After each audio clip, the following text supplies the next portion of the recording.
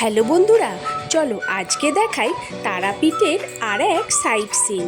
এটা ঝাড়খণ্ড বর্ডারের কাছাকাছি পড়ে।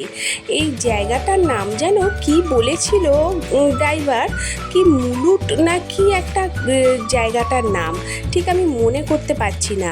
তবে এটা ঝাড়খণ্ডের মধ্যে পড়ে। তো এইখানে আছে 108 শিব মন্দির। একটা এলাকা আছে, মানে সেই এলাকাটা জুড়ে একই জায়গার মধ্যে 108টা মন্দির নয়, মানে ওই এলাকাটার মধ্যে ছড়িয়ে ছিটিয়ে মানে একটা 108খানা মন্দির আছে, শিবের মন্দির। এটা খুবই পুরনো এবং এখানের এক রাজার কাহিনী আছে। ইনি রাজা শিবের ভক্ত ছিলেন।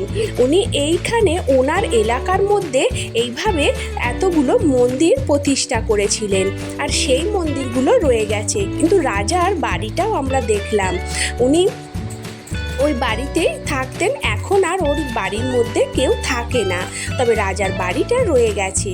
এই সব কাহিনীগুলো আমরা ওখানেই এলাকার মানুষের মুখ থেকে শুনলাম গল্প। দেখো, তোমাদেরকেও আমি দেখাচ্ছি কত মন্দির। দেখো এদিক ওদিক করে মানে গুনে দেখলাম 108টাই শিব মন্দির আছে এখানে। আমরা এই সাইট সিনটা এই প্রথমবার দেখলাম।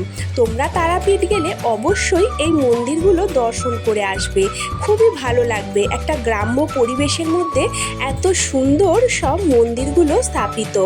তোমরা যাবে, আমাকে কমেন্ট করে জানিও কিন্তু যে তোমাদের কেমন লেগেছে।